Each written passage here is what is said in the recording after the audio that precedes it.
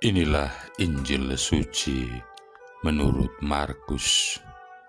Sekali peristiwa, Yesus menyingkir ke Danau Galilea bersama murid-muridnya, dan banyak orang dari Galilea mengikuti dia, juga dari Yudea, dari Yerusalem, dari Idumea, dari seberang Yordan, dan dari daerah Tirus serta Sidon.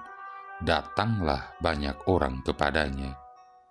Sesudah mereka mendengar segala yang dilakukannya, karena orang banyak itu, Yesus menyuruh murid-muridnya menyediakan sebuah perahu baginya, jangan sampai dia terhimpit oleh mereka.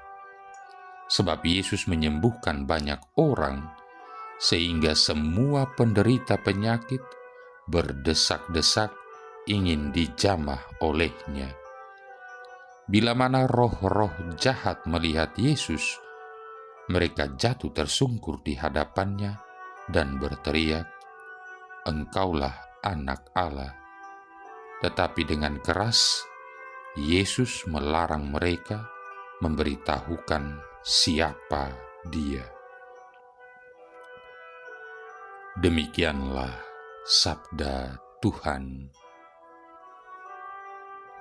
Saudara-saudari yang terkasih, menjadi saksi Kristus, kita dituntut untuk peka dengan keadaan di sekitar kita, peka terhadap kebutuhan orang lain, dan melihat peluang di mana kita bisa menjadi saluran kasih Tuhan bagi orang-orang di sekitar kita.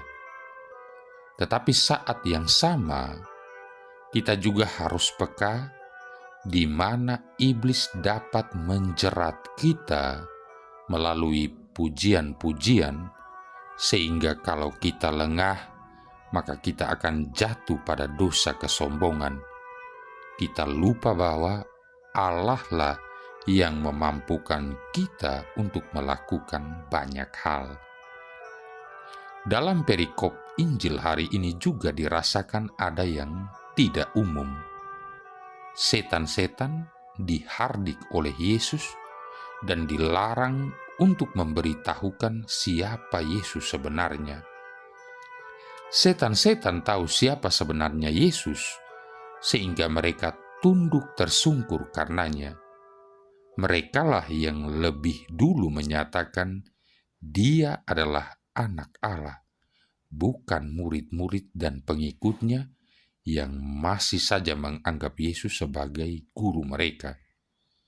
Yesus tidak ingin setan-setan berteriak menyerukan bahwa Ia adalah Anak Allah, karena Ia harus memulai pewartaan kabar baik dan mengakhirinya lewat sengsara, wafat, dan kebangkitannya.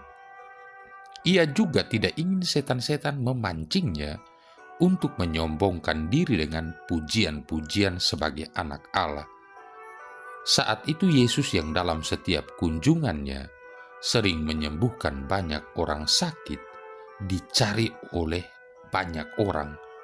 Ia sampai terhimpit dan harus menyingkir menjauh dari kerumunan orang. Orang-orang yang sakit dan menderita berbondong-bondong ingin mencari kesembuhan dari Yesus. Mereka mendengar dari orang-orang lain bahwa Yesus menyembuhkan banyak orang dengan seketika, gratis lagi. Demikian pula mereka yang terikat iblis juga dibawa ke sana dengan harapan tentunya bisa sembuh juga secara instan. Jangan-jangan orang banyak mencari Yesus karena gambaran mereka tentang Yesus adalah tabib yang ajaib menyembuhkan segala penyakit. Mereka tidak paham bahwa Yesus datang sebagai juru selamat.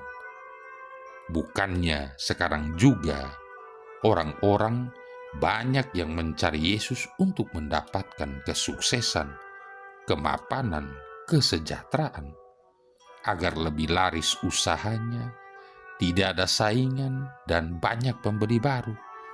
Rajin ke gereja dan siarah kemana-mana dengan maksud dan wujud tertentu yang mengutamakan kepuasan dan tujuan pribadi. Untuk itukah kita mencari Yesus? Saudara-saudari yang terkasih, sebenarnya tujuan utama Yesus datang ke dunia bukan untuk menyembuhkan orang, bukan juga untuk melepaskan dan mengusir setan. Tugas utamanya datang ke dunia adalah untuk mendamaikan manusia dengan Allah, agar hubungan kembali harmonis dan agar manusia bisa kembali kepada Allah dan bersatu selamanya. Maka yang harus dinyatakan adalah agar manusia mau bertobat dan kembali menerima uluran kasih Allah. Bertobatlah, kerajaan Allah sudah dekat. Inilah intisari publikasi yang harus disampaikan para murid, bukannya beberapa orang yang sembuh saat itu juga. Yang menjadi kerinduan Yesus adalah keinginan manusia untuk bertobat dan mencari kerajaan Allah serta kebenarannya. Yesus tidak mencari popularitas. Ia tidak mementingkan pencitraan dirinya, tapi ia mencari jiwa manusia yang sakit, yang perlu dipulihkan dari kedosaannya. Sering terjadi orang sembuh dari penyakitnya, tetapi tidak menyesali dosanya dan tidak mencari Tuhan. Ia tetap marah-marah, tidak bisa bersyukur, dan senangnya membicarakan keburukan orang lain. Ini sih yang sakit memang jiwa dan batinnya, senang sekali melukai hati dan hidup orang. Karenanya, kesembuhan seperti ini tidaklah berarti apabila jiwanya masih sakit. Semoga kita sungguh mencari Yesus untuk mendapatkan kesembuhan jiwa dan kembali kepadanya dengan pertobatan. Saudara-saudari yang terkasih, kita seyogyanya juga melihat kapan saatnya kita harus berbicara dan berani menyatakan kebenaran agar orang lain menyadari apa yang seharusnya dilakukan. Kita juga harus menyadari bahwa kebenaran harus ditegakkan, harus dibicarakan dan disampaikan. Bisa jadi kita dianggap aneh, melawan arus. Tapi bila mana praktek yang ada tidak sejalan dengan iman Kristiani, kita harus berani bersuara. Itulah suara kenabian yang mengingatkan manusia untuk kembali kepada kebenaran, kembali kepada jalan Allah. Tapi manakala orang banyak mengagungkan popularitas dan mengutamakan pencitraan dirinya, mereka mencari sosok yang dapat diandalkan. Inilah saat terbaik bagi kita untuk berdiam diri. Kita perlu menahan diri untuk tidak menyatakan siapakah kita, karena yang layak diagungkan hanyalah Allah Tritunggal Maha Kudus. Kalau tidak, maka kita akan terjerat godaan untuk mencuri kemuliaan Tuhan demi kemuliaan diri kita sendiri agar kita dikenal banyak orang. Kita lupa bahwa yang harus diperkenalkan sebenarnya adalah Sang Juru Selamat, bukan diri kita. Yang sering terjadi memang demikian. Kita ingin diakui dan dikenal oleh banyak orang, membangun citra seperti yang diharapkan. Hanya ingat casingnya saja, tapi lupa isi intinya dari Sang Sabda melalui hidup kita. Beranikah kita juga menjadi seperti Yesus, membawa suara kebenaran, berbicara suara kenabian di tengah praktek-praktek yang korup? Apakah kita berani berkata, meluruskan segala yang bengkok dan tidak benar?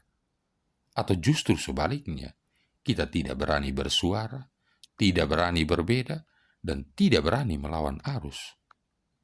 Memang sebagai saksi Kristus, kita harus seperti Yesus dan murid-murid, sering menyingkirkan dirinya dari keramaian, merenungkan segala sesuatu untuk menjadi lebih peka mendengarkan hikmat Sang Sabda di tengah hiruk-pikuk kehidupan, tetapi berani menghadirkan kasih Tuhan melalui perkataan dan tindakan, bukan mencitrakan diri kita dan jatuh pada kesombongan diri, tetapi mencitrakan kasih Allah Tritunggal yang berkarya melalui kehidupan kita, ad maiorem Dei gloriam, untuk keagungan Allah yang lebih besar.